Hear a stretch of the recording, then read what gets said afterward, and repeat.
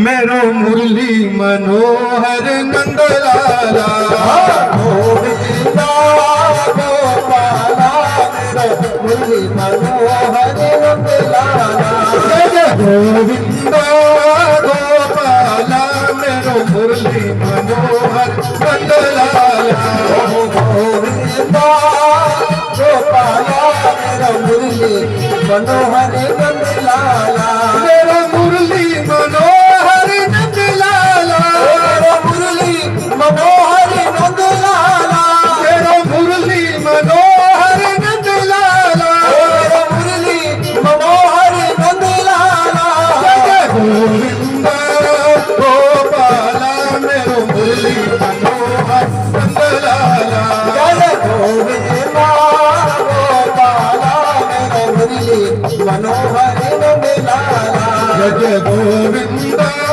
गोपाला मेरो मुरली मनोहर नंदलाला मेरा मुरली मनोहर नंदलाला मेरा मुरली मनोहर नंदलाला बोले भक्त वत्सल भगवान की जय। तो राजा परीक्षित पूछते कि महाराज मेरे को यह बताइए कि मरण धर्मा व्यक्ति को क्या करना चाहिए। श्री सुखदेव जी कहते हैं वर्याने सते प्रश्न है कृतो लोकहितम् नृपः आत्मभक्ति संपत्ता पुंसां श्रोतव्यादिषु यः परः।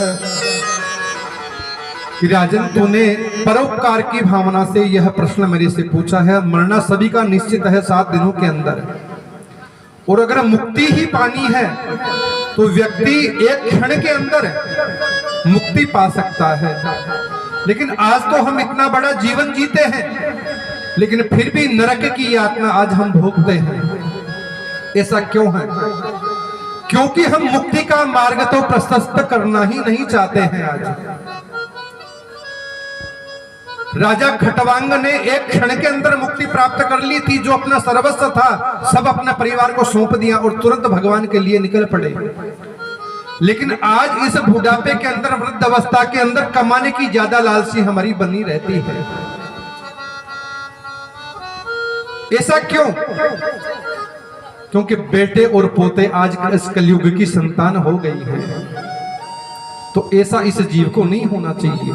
तो राजन तुम्हारे पास में तो भी 7 दिन है, तो चिंता क्यों करता है? देखिए सतयुग में हमारी उम्र थी 1,10,000 वर्ष की। फिर आया त्रेता युग तो 1 जीरो हट गया। तब त्रेता युग के अंदर मनुष्यों की उम्र हो गई 1,00,000 वर्ष की। जब द्वापर आया तो फिर 1 शून्य हट गया। द्वापर में 10,000 वर्ष की उम्र रह गई, 1000 वर्ष की। और फिर जब यह कलयुग आया तो 1000 में से 1 बिंदु हट गया, नीचे बचे 100। तो इस कलयुग के अंदर 100 वर्ष की उम्र ही निर्धारित है। और आज आप देखते हैं कि 100 वर्ष कौन कौन जी पाता है।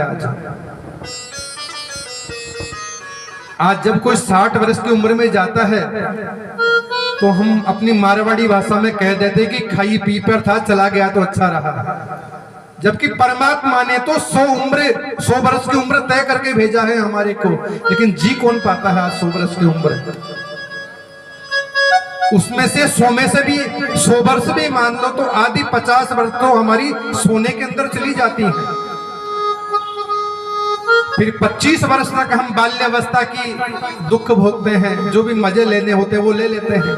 25 वर्ष बाद में बेटे पोते शादी विवाह हो जाते हैं। ये चिंताएं सताने हमारे को लग जाती हैं और हमारी उम्र यूं ही पूरी हो जाती है।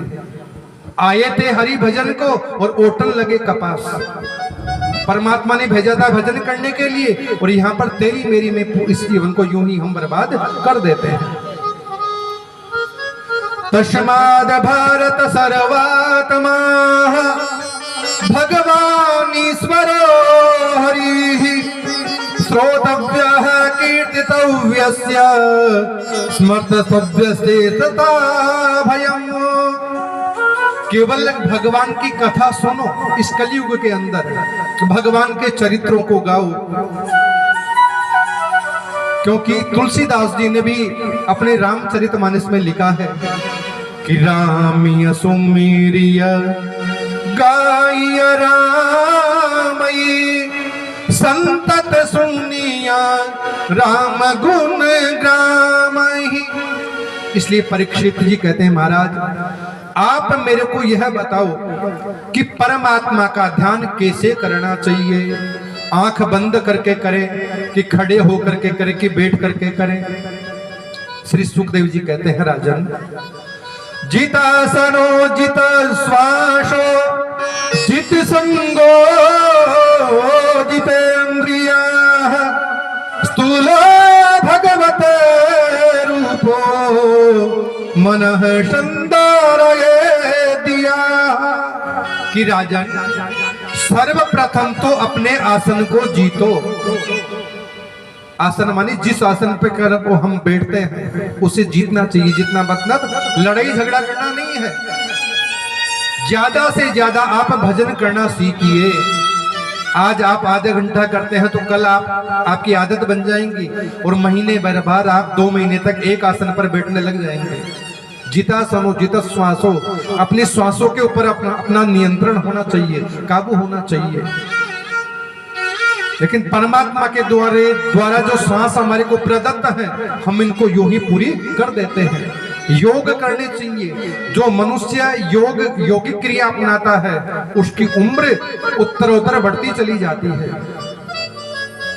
श्री सुखदेव जी कहते हैं, राजन इस धरती के ऊपर यह है मृत्यु लोक। जिस धरती के ऊपर हम अब रह रहे हैं तो 7 लोक तो इसके नीचे हैं और 7 लोक इस धरती के ऊपर हैं। ऊपर वाले लोग कौन कौन से हैं? भूलोक, भूअलोक, स्वलोक, महलोक, जनलोक, तपोलोक और सत्यलोक। ये ऊपर के 7 लोक हैं और नीचे जो लोक हैं 7 लोक हैं और अंत में है भगवान के चरणार बिंदु को पाताल लोक हमारे को जानना चाहिए। सुखदेव जी कहते हैं, राजन इस धरती धरा पर जो भी है ब्राह्मण, वैश्य, क्षत्रिय और शूद्र ये सब भगवान के द्वारा ही प्रदत्त हैं और इस धरती धरा पर आकर के अपने अपने कर्मों से अलग अलग विभाजित हो जाते हैं। अन्यथा हम भगवान के घर से सभी एक वर्ण के अंदर आते हैं और जब हम ऐसे कर्म कर लेते हैं नाना प्रकार के तो अलग अलग धर्म के समाज के नाम से हमारे को जाना जाता है। इसलिए भगवान ने जो दिया है उसके ऊपर हमारे को संतोष धारण करना चाहिए। लेकिन आज के जीव को संतोष भी बिल्कुल भी नहीं है। श्री सुखदेव जी परीक्षित जी को सद्यो मुक्ति और क्रम मुक्ति के इत्यादि के बारे में बताते हैं। श्री सुखदेव जी कहते हैं कि पूछते हैं राजा परीक्षित की, महाराज किन किन देवताओं की किन किन नाम से पूजा करें? तब सुखदेव जी कहते हैं, राजन किसान लोगों को अन्न की चाहना होती है कि मेरे यहाँ पर खेती में खूब अन्न होवे तो मैं उससे अपने परिवार का लालन और पालन कर सकूं। तो किसान भाइयों को मां अदिति की उपासना करनी चाहिए। जो अदिति मां की उपासना करता है उसके यहाँ पर खूब अन्न होता है। और किसी स्त्री को या पुरुष को अपने रूप की चाहना होती है कि मैं सुंदर रूपमान हो जाऊं तो उस व्यक्ति को गंधर्वों की पूजा करनी चाहिए। कोई कहता कि महाराज मैं पढ़ने के अंदर कमजोर हूं, मेरे को किसकी पूजा करनी चाहिए? तो ऐसा व्यक्ति अगर भोले बाबा शंकर भगवान की पूजा करता है तो निश्चित रूप से वह बुद्धिमान होता है। और अगर किसी को कुछ भी कामना नहीं हो तो फिर हमारे को उस नारायण की उपासना तो करनी चाहिए। अकाम है सर्व कामो वा मोक्ष काम है उदारदि तीव्रेण है भक्ति योगेना यजेता है परसम पुरुषम परम। मानव मात्र को परमात्मा प्रभु श्री नारायण की उपासना तो करनी चाहिए। उपासना बिल्कुल जरूरी है उस भगवान की। अगर हम भगवान की उपासना नहीं करेंगे, भगवान की पूजा नहीं करेंगे, तो हमारे इस जीवन से यह थोड़ा थोड़ा पाप एक दिन जाकर के इकट्ठा हो जाएगा और हमारी जो पाप की गठरी है, जो घड़ा है, वो भर जाएगा और एक दिन फूटना तो फूटना ही है इसको। तो पापाचार हमारे को इकट्ठा भी नहीं करना चाहिए। इसलिए इस शरीर से प्रभु का भजन भी हमारे को खूब करना चाहिए। तो हमारे मन में जो नाना प्रकार की कामनाएं हैं, उन सब से हटकर प्रभु के चरणार विंदों में प्रेम करना ही है। परीक्षित जी पूछते हैं राजन महाराज, आप भगवान इतने बड़े संसार की रचना किस प्रकार से करते हैं, वह भी हमारे को बताओ। श्री सुखदेव जी कहते हैं, राजन, भगवान की सृष्टि का वर्णन करने से पूर्ण पहले उस परमात्मा को मैं प्रणाम करना चाहता हूं। तो सुखदेव जी महाराज भी अपने गुरु महाराज को प्रणाम करते हैं। जब तक भगवान की कृपा न हो तब तक देखिए जीव भगवान का नाम बिल्कुल भी नहीं ले पाता है। हम प्रयास तो करते हैं कि रोजाना इतना भजन करेंगे, इतना मैं पूजा पाठ करूंगा, लेकिन जब तक ऊपर वाले की मर्जी नहीं होती है, उसका आदेश नहीं होता है, तो यह जीव चाह कर भी कुछ भी नहीं कर पाता है। तब नारद जी, तब ब्रह्मा जी देवर्षि नारद जी से कहते कि बेटा नारद, पहले इस सृष्टि के अंदर कुछ भी नहीं था। स्थावर जंगम उद्भिज जरायुज कोई भी नहीं था, चारों तरफ पानी ही पानी फैला हुआ था।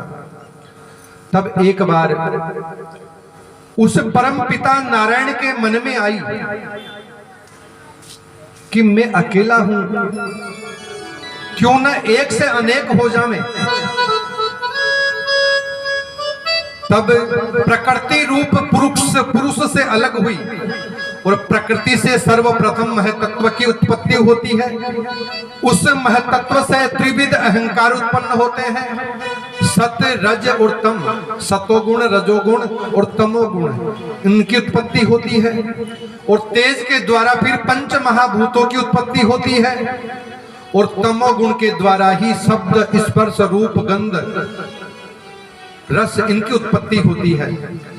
रजोगुण के द्वारा इंद्रियों की उत्पत्ति होती है और सतोगुण के द्वारा जो इंद्रियों के अधिष्ठात्री देवता हैं, इनकी उत्पत्ति होती है। फिर एक पूरे ब्रह्मांड को एक पिंड की रचना की। यह पिंड इस धरातल के अंदर पता नहीं कितने वर्षों तक, लाखों वर्षों तक पड़ा रहा। तब भगवान ने सोचा कि अब एक से अनेक हो जाए। तब भगवान ने अपने उस विराट रूप को बढ़ाया। बोलिए श्री विराट रूप नारायण भगवान की जय। उस अंडे को फोड़ करके भगवान ने अपना विराट रूप बनाया, जिसके स्वरूप में 1000 भुजाएं, 1000 पैर, 1000 सिर, ऐसा रूप भगवान ने बनाया। ब्राह्मण विराट नारायण भगवान के मुख से उत्पन्न हुए हैं, ब्राह्मण लोग। और क्षत्रिय उनकी भुजाओं से, दोनों भुजाएं हैं, इनके द्वारा इनका जन्म है। वैश्य उनके उदर से, उदर मानी पेट। और जो चरण है भगवान के, शूद्र जाति की यहां से उत्पत्ति हुई है। शूद्रों की जो 4 वर्ण है, इनकी उत्पत्ति भगवान के द्वारा ऐसी होती है। फिर विराट नारायण भगवान के नाभि से एक सोने का कमल मुख, कमल का फूल अष्टदल का, वह प्रकट हुआ। उसके ऊपर ब्रह्मा जी महाराज भगवान की उस माया से प्रभावित हो गए। अब ब्रह्मा जी ने देखा कि चारों तरफ जल ही जल है, मेरे को लाने वाला कौन है। तो ब्रह्मा जी ने सोचा कि जिस तंतु से मैं ऊपर आया हूं, तो जो तंतु को बनाने वाला है वो तो निश्चित नीचे होगा। तो ब्रह्मा जी महाराज कभी नीचे, कभी ऊपर, कभी नीचे, कभी ऊपर आवे जावे, लेकिन कोई अता पता नहीं पाया। मात्र उन्हें 2 ही शब्द सुनाई दिए, पहला अक्षर तय और दूसरा पय, कि तप करो। ब्रह्मा जी महाराज ने खूब तप किया, भगवान का खूब तप किया, खूब भगवान का भजन किया। 1000 वर्ष बीत गए। तब भगवान नारायण ब्रह्मा जी को चतुश्लोकी भागवत का ज्ञान प्रदान कराते हैं। नारायण का दर्शन होने पर चतुश्लोकी भागवत के अंदर पहले में ब्रह्म का ज्ञान देते हैं, फिर माया का ज्ञान प्रदत्त करते हैं ब्रह्मा जी महाराज को, फिर सारे जगत का ज्ञान प्रदान किया ब्रह्मा जी महाराज को भगवान नारायण ने, और फिर आत्मा का ज्ञान भगवान ने प्रदान किया। नारायण भगवान ब्रह्मा जी से कहते हैं कि ब्रह्मा जी, इस सारी सृष्टि के ऊपर पहले कुछ भी नहीं था, चारों तरफ मैं ही मैं, और मेरे अलावा कुछ भी नहीं था इस धरती के ऊपर, और जब ये धरती नहीं रहेगी तब भी मैं रहूंगा, अब भी मैं हूं और आगे भी मैं ही रहूंगा। भगवान कहते ब्रह्मा जी, इस दुनिया के बनने के बाद मेरे नाम और स्वरूप अलग अलग हो जाते हैं। देखिए, हम सोने का एक बिस्किट लेकर के सुनार के पास में जाते हैं कि इस सोने से आप मेरे को कोई अंगूठी, पाजेब, मंगलसूत्र इत्यादि बना दो, वह बना देता है हमारे को। देखिए, सोना एक है लेकिन नाम अनेक हो गए उसके। अब 10-20 बरस बाद में फैशन बदल जाती है तो हम चाहते हैं कि अब कोई नया आइटम इसका बनवा ले, तो हम उसे जो अंगूठी, पाजेब, मंगलसूत्र हैं इनको ले जा करके सुनार को दे देते हैं कि मेरे को नया डिजाइन में बनाना है। सुनार पहले उसे तपाता है और फिर उसे सोने में परिवर्तित कर देता है।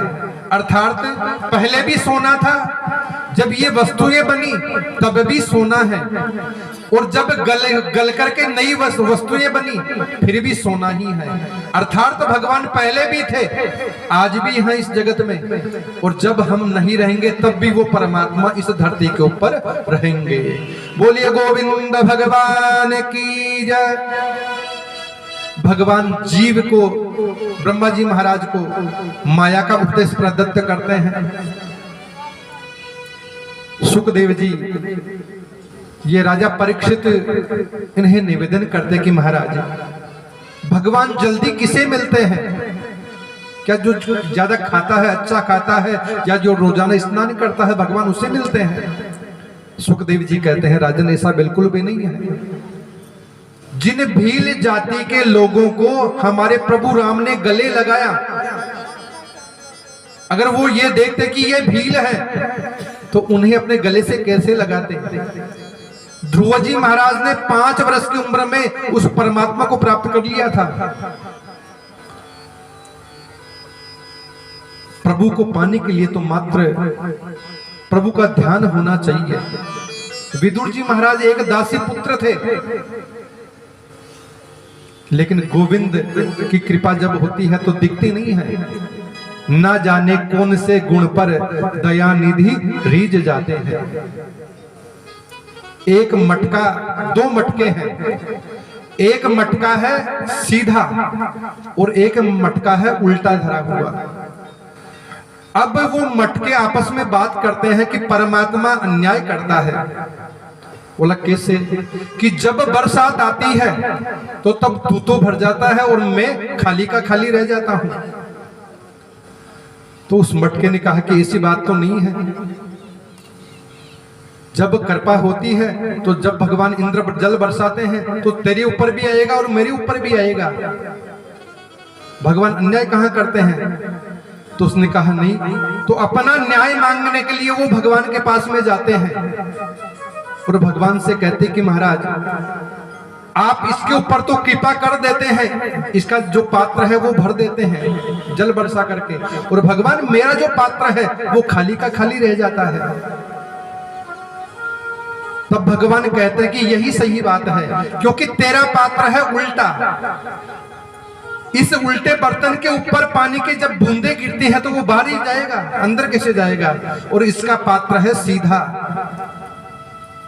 जो बूंदे गिरती है, अमृत की बूंदे इसके अंदर आ जाती हैं, जो अच्छी बातें हैं इस जीवन के अंदर यह ग्रहण कर लेते हैं। और यह अभिमानी जीव जो अच्छी बातें बताई जाती हैं उसको इस बरसात की तरह, उल्टे घड़े की तरह बाहर निकाल देता है। परमात्मा तो कृपा सभी के ऊपर बराबर बराबर करते हैं। भगवान तो कहते हैं कि प्रेम का भूखा हूं मैं, प्रेम ही एक सार है, प्रेम से जो भजता मुझे तो होता भव से पार है। प्रेम बिना जो कुछ भी देवे मैं कभी लेता नहीं, प्रेम से पत्ता भी देवे तो भी मुझे स्वीकार है। भगवान कहते हैं कि मैं तुमसे यह नहीं कहता कि मेरे को इतने रुपए दो, इतने पैसे दो, मैं तो तुम्हारे से एक तुलसी दल की याचना करता हूं। अगर आपके पास में कुछ भी नहीं है तो भगवान को मात्र एक तुलसी दल अर्पण कर दीजिए, भगवान उसी के अंदर राजी हो जाते हैं, प्रसन्न हो जाते हैं। पत्रम पुष्पम फलम तोयम यो मे भक्त्या प्रयच्छति ही, भगवान मांगते नहीं है। यहाँ पर हम द्वितीय स्कंद को पूर्ण करते हैं और तृतीय स्कंद के अंदर प्रवेश करने से पूर्व 2 मिनट भगवान राम नाम का हम संकीर्तन करते हैं। बोलो श्री राम जय राम जय जय राम, बोलो श्री राम जय राम जय जय राम, श्री राम जय राम जय जय राम, बोलो श्री राम जय राम जय जय राम, श्री राम जय राम जय जय राम, ओ श्री राम जय राम जय राम, बोलो श्री राम जय राम जय जय राम, बोलो श्री राम जय राम जय जय राम, बोलो श्री राम जय राम जय जय राम, बोलो श्री राम जय राम जय जय राम, श्री राम जय राम जय जय राम, श्री राम जय राम जय जय राम, बोलो श्री राम जय राम जय जय राम, बोलो श्री राम जय राम जय जय राम, श्री राम जय राम जय जय राम, बोलो श्री राम जय राम जय जय राम, श्री राम जय राम जय जय राम, बोलो श्री राम जय राम जय जय राम। बोले भक्तवत्सल भगवान की जय। परीक्षित जी कहते हैं भगवान विदुर जी महाराज का चरित्र हमें आप विस्तार से सुनाएंगे। यहाँ पर श्री सुखदेव जी कहते हैं राजन, बात उस समय की है जब कौरवों और पांडवों पर कौरवों ने बड़ा ही अत्याचार किया पांडवों के ऊपर। लाक्षागृह में जलाने के लिए अनेक अनेक षड्यंत्र उन्होंने रचे, चारों तरफ आग लगा दी उनको मारने के लिए। अंधे राजा धृतराष्ट्र ने अन्याय किया, अन्याय का साथ दिया धृतराष्ट्र ने। क्यों? मात्र पुत्र के वशीभूत होकर पुत्र मोह में अंधा हो गया। तो विदुर जी धृतराष्ट्र जी से कहते कि महाराज, मैं एक मंत्री होने के नाते नहीं, एक भाई होने के नाते नहीं, अपितु एक नागरिक होने के नाते आपसे यह कहता हूं कि पांडवों के साथ आपके बेटे, आपके पुत्र कितना अत्याचार कर रहे हैं, आप इन्हें रोकिए। महाराज, वैसे पांडव कमजोर नहीं हैं, लेकिन वे आपका आदर और सम्मान करते हैं महाराज, इसलिए बेचारे चुप रह जाते हैं बड़ी सभा के अंदर। और अन्याय की बेल पर कभी अमृत का फल बिल्कुल भी नहीं लगता है महाराज। अगर आपके बेटे आज अन्याय कर रहे हैं तो निश्चित रूप से उनको इसका भुगतान भुगतना ही पड़ेगा। शास्त्र कहते हैं कि अगर किसी नगर को नष्ट करने से पूरा देश अगर सुरक्षित रहे तो उस नगर को नष्ट कर देना चाहिए। वैसे मान लो अगर हमारे शरीर के अंदर कोई फोड़ा हो जाए, फुंसी हो जाए, अगर इसे नष्ट कर देने से, इसे काट देने से अगर हमारा पूरा शरीर बचता है तो उस हाथ का परित्याग हमारे को कर देना चाहिए। तो यहाँ पर विदुर जी धृतराष्ट्र जी को बता रहे हैं कि आप हमारे इस परिवार के अंदर ये दुर्योधन बड़ा कुटिल है, कपटी है, पापी है, इसका आप परित्याग कर दीजिए। अब जब ऐसी बातें हो रही थी तो दुर्योधन इन बातों को सुन लेता है और विदुर जी महाराज को बड़ा भला बुरा कहता है कि ये तू दासी पुत्र है, तू हमारे टुकड़ों पर पलता है और जिसकी खाता है उसी के अंदर छेद करता है तू आज। बड़ा भला बुरा कहता है। और उसी समय विदुर जी महाराज अपने धनुष को वहीं पर रख देते हैं और कौरवों को छोड़ करके बाहर चले जाते हैं। उन्होंने कौरवों का परित्याग कर दिया। उदाहरण देखिए, धर्म तो देखिए कौरवों के पास में भी है और पांडवों के पास में भी है। कौरवों के पास में है धर्म के रूप में महाराज विदुर जी और पांडवों के पास में है युधिष्ठिर जी महाराज। पांडवों के अंदर युधिष्ठिर जी जैसा कहते हैं भाई वैसा ही करते हैं, क्योंकि ये साक्षात धर्म के अवतार हैं। लेकिन कौरवों के पास में धर्म के अवतार जो विदुर जी हैं उनका भी अपमान कर रहे हैं ये तो विदुर जी महाराज उनका परित्याग कर देते हैं। देखिए, जब तक विभीषण जी महाराज लंका के अंदर रहे तब तक उनका किसी का भी अहित नहीं हुआ। और जब विभीषण महाराज ने लंका का त्याग किया, अपने भाई का त्याग किया, तो एक के बाद एक शत्रु मारा गया उनका। अस कहीं चला विभीषण जब आयु ही न बगे सब कब।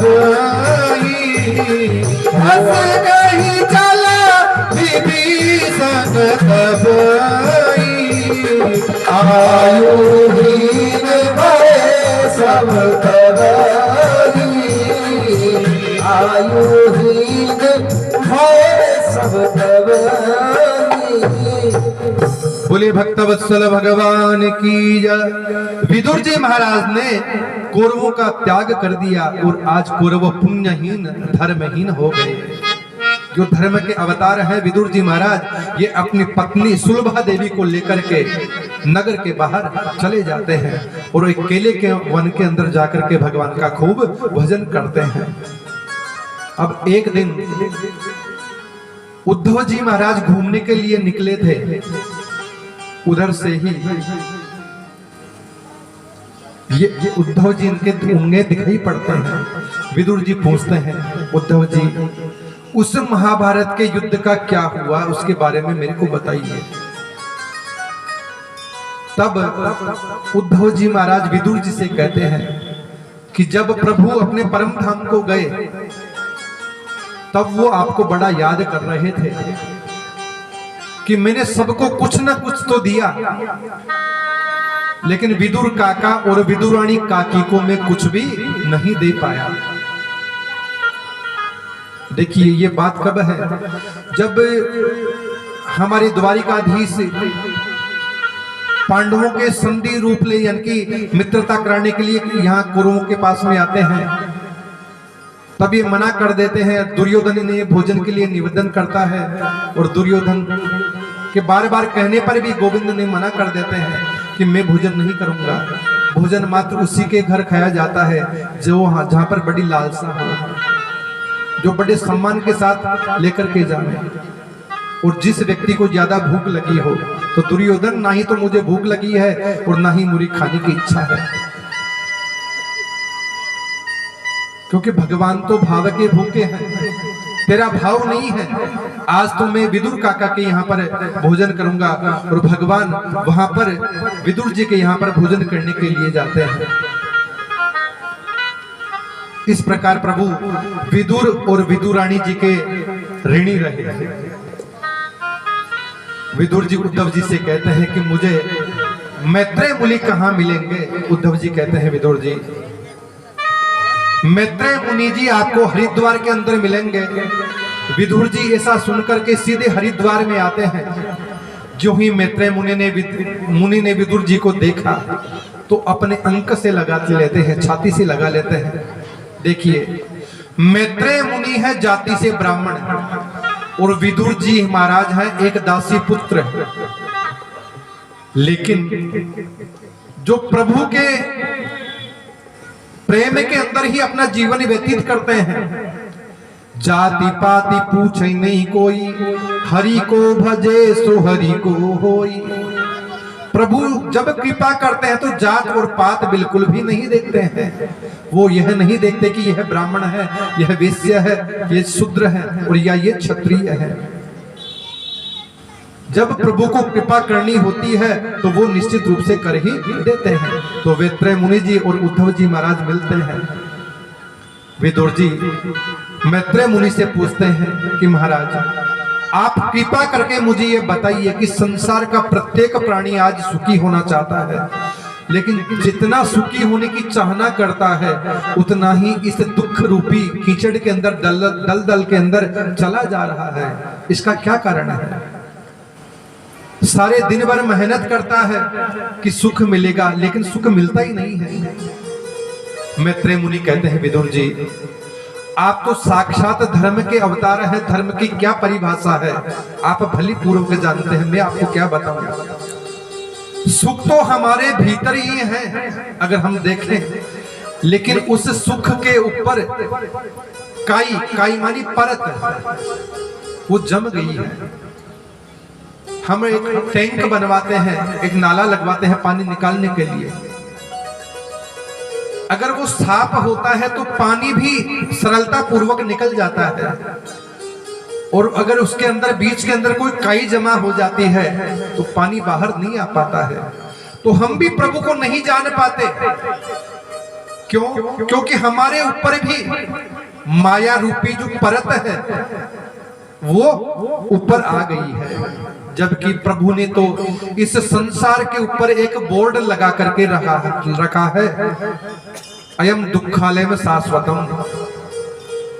यह मृत्यु लोक है, दुखालय।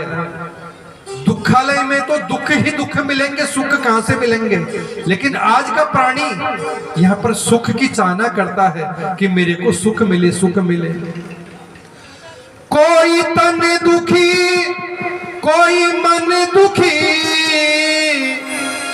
कोई धन बिन रहत उदास। थोड़े थोड़े सभी दुखी, सुखी राम के दास। सुखी तो वह व्यक्ति है जिसके पास में राम नाम का धन है, राम नाम की पूंजी है। अन्यथा सबके सब दुख ही दुख इस धरती धरा पर पाए जा रहे हैं। तो यह कब होगा? जब हमारे इस मन को समझाएंगे कि तू प्रभु के चरणार बिंदु की ओर अपना मुंह मोड़। जब भी इन आंखों से कोई गलत दृश्य देखे तो तुरंत अपने